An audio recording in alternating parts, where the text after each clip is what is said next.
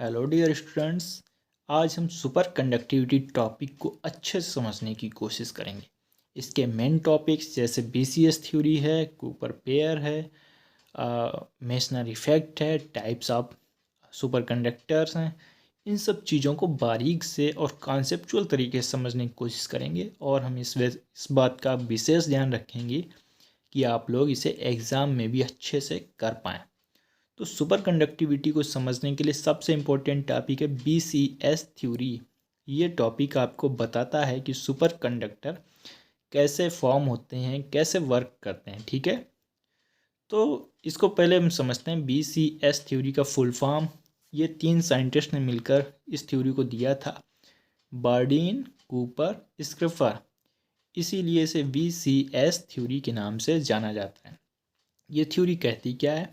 इन super conductor below TC, यानी कि TC मतलब क्रिटिकल टेम्परेचर, अगर क्रिटिकल टेम्परेचर के नीचे हम जाते हैं तो electron electron attractive force becomes greater than electron electron repulsive force. वैसे होता क्या है, इलेक्ट्रॉन इलेक्ट्रॉन रिपेल करते हैं ना, लेकिन below TC electron electron attract कर रहे हैं। अब इसी चीज़ को समझने की कोशिश करेंगे कि ये इलेक्ट्रॉन इलेक्ट्रॉन आखिर अट्रैक्ट करते क्यों हैं। ठीक है, इसके लिए बच्चों हमने यह पर एक एटॉमिक डायग्राम बनाया है, एक लैटिस का डायग्राम बनाया है। ये पॉजिटिवली चार्ज आयंस हैं या एटम्स मान सकते हैं इसको हम। जो एटम है, अब एक फ्री इलेक्ट्रॉन है। ये फ्री इलेक्ट्रॉन क्या करेगा कि यहाँ पर बिलो टीसी इन एटम्स को, जो कि इलेक्ट्रॉन कंपेरिजन में पॉजिटिवली चार्ज हैं, तो इनको अपनी तरफ अट्रैक्ट करने की कोशिश करेगा। ठीक है, इस अट्रैक्शन से होगा क्या कि लैटिस में डिस्टॉर्शन होगा। अब जब लैटिस में डिस्टॉर्शन होगा, ये इलेक्ट्रॉन के आसपास पॉजिटिव चार्ज पार्टिकल्स आ जाएंगे, पॉजिटिव चार्ज आयंस आ जाएंगे, तो ये ओवरऑल एक पॉजिटिवली चार्ज एंटिटी बन जाएगी। जब ये पॉजिटिवली चार्ज एंटिटी बन जाएगी तो ये दूसरे निगेटिवली चार्ज इलेक्ट्रॉन को अपनी तरफ अट्रैक्ट करने की कोशिश करेगी। ये इलेक्ट्रॉन दूसरे इलेक्ट्रॉन को जब अपनी तरफ अट्रैक्ट करेगा तो ये एज अ पेयर फॉर्म हो जाएगा। ठीक है, तो इसमें देखते हैं, जब इलेक्ट्रॉन इन इसको लेटेस्ट डिस्टॉर्शन किया, यानी पॉजिटिवली चार्ज इलेक्ट्रॉन को अपनी तरफ अट्रैक्ट करने की कोशिश किया एटम को, तो इससे होता क्या, लेटेस्ट डिस्टॉर्शन से होता फोनॉन क्रिएट होता है। ठीक है, इस इलेक्ट्रॉन ने फोनॉन को क्रिएट किया। अब जब ये फोनॉन क्रिएट हो गया तो ये फोनॉन इस इलेक्ट्रॉन पर इंट्रैक्शन करेगा, यानी अपनी तरफ अट्रैक्ट करेगा। इसी को कहते हैं इलेक्ट्रॉन फोनॉन इंटरेक्शन। ठीक है, अब देखिए इसको समझते हैं और डिटेल से। Electron one attracts positively charge. ये इलेक्ट्रॉन वन है, इसने अपने आसपास के पॉजिटिव चार्ज को अपनी तरफ अट्रैक्ट किया। ठीक है, electron two is attracted toward distortion. अब इसने क्या किया, आसपास अट्रैक्ट किया, लेटिस को डिस्टॉर्ट किया। अब ये इलेक्ट्रॉन टू है, लेटिस डिस्टॉर्शन की तरफ अट्रैक्ट हो रहा है। ठीक है, when electron two comes out from atom. अब इलेक्ट्रॉन टू किसी एटम का तो इलेक्ट्रॉन होगा ही। जब ये इलेक्ट्रॉन टू एटम से बाहर निकल आएगा, इसके आसपास इसके पॉजिटिव चार्ज की तरफ आ जाएगा, तो होगा क्या कि वो पॉजिटिव आयन जो है, जो इसके साथ लगा हुआ था, वो बैक अपनी पोजीशन पर वापस आएगा। Meanwhile another electron takes its position, यानी इस इलेक्ट्रॉन की पोजीशन कोई दूसरा इलेक्ट्रॉन ले लेगा। This causes lattice vibration. और इस प्रोसेस में होता है क्या है बच्चों, लैटिस वाइब्रेशन होता है। The frequency of lattice vibration is main cause of super conductivity. अब जब ये लैटिस वाइब्रेशन होता है तो इसकी कोई फ्रीक्वेंसी भी होती है, और यही फ्रीक्वेंसी है सुपर कंडक्टिविटी का मेन कारण। अब समझते हैं कूपर पेयर के बारे में थोड़ा सा। इलेक्ट्रॉन इलेक्ट्रॉन यानी electron one electron two distance is, जो इसकी डिस्टेंस है इसको क्या कहते हैं, साइज ऑफ कूपर पेयर और इंट्रिंसिक कोहेरेंस लेंथ। ठीक है, तो साइज ऑफ कूपर पेयर समझते हैं। अब एप्सिलॉन नॉट अगर हम मान के चलते हैं, इंट्रिंसिक कोहेरेंस लेंथ है equal to H cut V F upon E G, यहाँ पर Vf जो क्या है, फर्मी वेलोसिटी है, ईजी है बाइंडिंग एनर्जी। अगर हम इनकी अप्रोक्सीमेटली सभी की वैल्यू रख के देखते हैं तो आपका जो 1000 एंगस्ट्रॉम है कूपर पेयर उसमें फॉर्म हो जाता है। 1000 एंगस्ट्रॉम की डिस्टेंस लगभग इंट्रिंसिक कोहेरेंट लेंथ में कूपर पेयर फॉर्म हो जाते हैं। कूपर पेयर है zero spin, that is boson. अब जीरो स्पिन होती क्यों है? क्योंकि इनकी अपोजिट स्पिन होती है, एक पॉजिटिव साइड में होती है, एक निगेटिव साइड में होती है, तो ये स्पिन कैंसिल होकर जीरो हो जाती है। कूपर पेयर की जीरो स्पिन होती है, इसलिए इसे बोसॉन भी कह सकते हैं, यानी कि ये बोसॉन पार्टिकल होते हैं। ठीक है, अब थोड़ा सा और डिटेल में समझते हैं, इम्पोर्टेंट चीज़ है ये। इलेक्ट्रॉन वन ने क्या किया था कि लेटेस्ट डिस्टॉर्शन किया था, यानी अपने आसपास अट्रैक्ट किया था पॉजिटिव आयन को।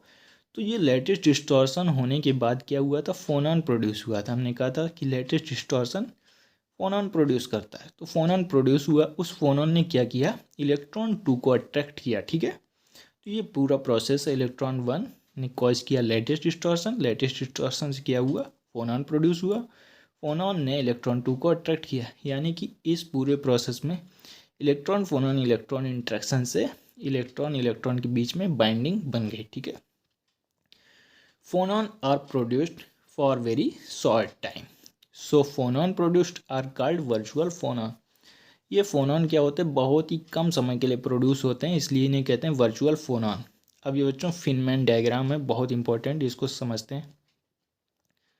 तो इसमें क्या है कि जो इलेक्ट्रॉन वन है उसने जब लेटेस्ट डिस्टॉर्शन किया, तो अब उसकी मान लीजिए K1 वेव वेक्टर एनर्जी मान लीजिए इसकी है, K1 जो एनर्जी है वो कुछ कम हो जाएगी, क्योंकि लेटेस्ट डिस्टॉर्शन में कुछ एनर्जी इसने रिलीज़ कर दी, -Q की एनर्जी रिलीज़ कर दी।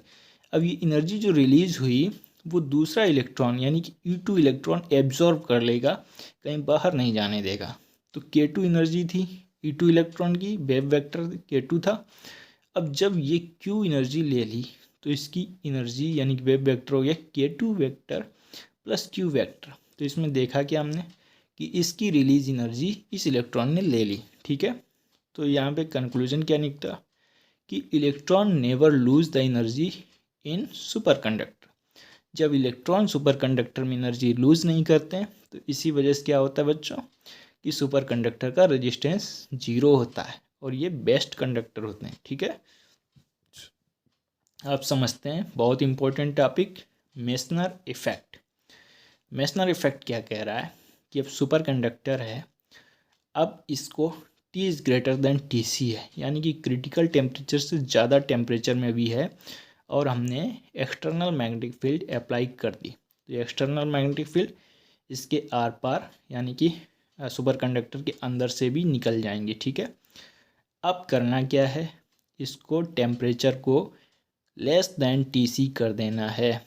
टेम्परेचर को घटाते घटाते क्रिटिकल टेम्परेचर से कम ले आए, और अप्लाइड मैग्नेटिक फील्ड तो अप्लाई है ही और नॉट जीरो है, तो होगा क्या कि सुपर कंडक्टर से मैग्नेटिक फील्ड एक्सपेल करेंगी, इसके बाहर से निकलेंगी, अंदर से नहीं निकलेंगी। ठीक है, इसको समझते हैं। The phenomena of flux exclusion by the super conductor is known as Meissner effect. Super conductor के बाहर से फ्लक्स निकल रहा है, इसी फिनोमिना को कहते हैं Meissner effect.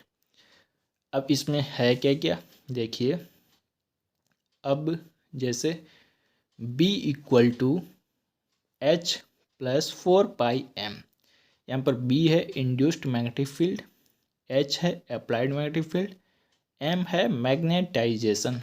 B equal to 0 for super conductor. अगर सुपर कंडक्टर है तो इसके अंदर से मैग्नेटिक फील्ड 0 निकल रही है, कुछ मैग्नेटिक फील्ड इसके अंदर इंड्यूस नहीं हुई है।